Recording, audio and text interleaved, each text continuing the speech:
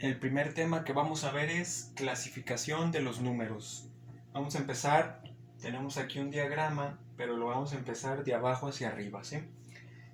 Lo primero que tenemos a mero abajo es la unidad, los primos y los compuestos. A lo mejor muchos de todos estos tipos de números ya los han escuchado mencionar, incluso ya saben cuáles son, ¿sí? Pero vamos a repasarlos. Vamos a ver ejemplos de cuáles son ejemplos de cada tipo de conjuntos de números para recordarlos, ¿va? Empezamos con la unidad, pues la unidad es lo más sencillo que hay, ¿no? ¿Cuál es la unidad? El número 1, ¿sí? Ahí no hay pierde. Después tenemos los números primos. ¿Cuáles son los números primos? Son aquellos números que tienen dos divisores. ¿Cuáles son estos dos divisores? El mismo número y la unidad, ¿sí? Por ejemplo, números primos son el 2, el 3, el 5, el 7, el 11, el 13, etcétera, ¿no? Hay muchísimos números primos. Entonces, números primos, aquellos que solo se pueden dividir por sí mismos y por el 1. Por ejemplo, el 2. El 2 solo es divisible entre 2 y entre 1. El 11 solo es divisible entre 11 y entre 1, ¿sí? Entonces, seguimos, compuestos. Los compuestos son todos aquellos que no son primos y la unidad, ¿sí?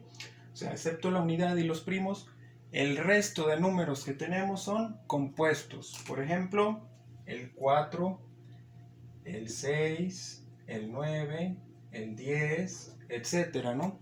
El 4 es divisible entre 4, entre el 1, pero también es divisible entre el número 2, por lo tanto no es primo. El 9 es divisible entre sí mismo, entre 9, entre 1, que es la unidad, y entre 3 también, por lo tanto no es primo. Todos estos tipos de números se les denomina números compuestos, ¿sí? Entonces tenemos unidad, primos y compuestos. Es lo más básico que hay, ¿va?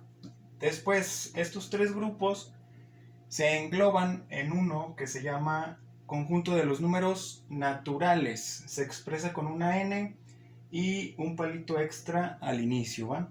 Entonces, números naturales son unidad, primos y compuestos, ¿sí? Es un conjunto que engloba los tres grupos que acabamos de ver.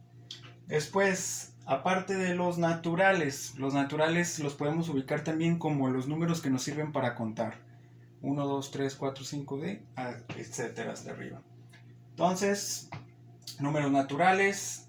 Después, si le damos hacia el otro lado, viendo por ejemplo una recta numérica, tenemos el 0. El 0 es el punto medio de una recta numérica que no es ni positivo ni negativo, ¿sí?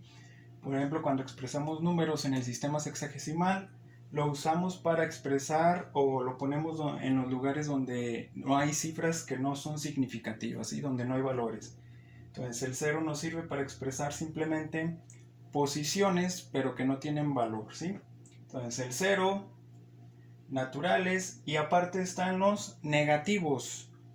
Los negativos, por ejemplo, menos 1, menos 2, los mismos que son naturales, pero con signo negativo, signo contrario, ¿sí? Estos los podemos ver como positivos, estos negativos. Y en medio de los positivos y los negativos está el 0. Entonces, menos 1, menos 2, etcétera, ¿no? Por así decirlo, la unidad, los primos y los compuestos, pero con signo negativo es lo que tenemos como números negativos. Después, estos tres, naturales, 0 y el negativo, y los negativos, se engloban en un conjunto mayor. A ese conjunto se le llama conjunto de los números enteros y se expresa con una letra Z, ¿sí? Entonces, los enteros se engloban en naturales, el 0 y los negativos, ¿va?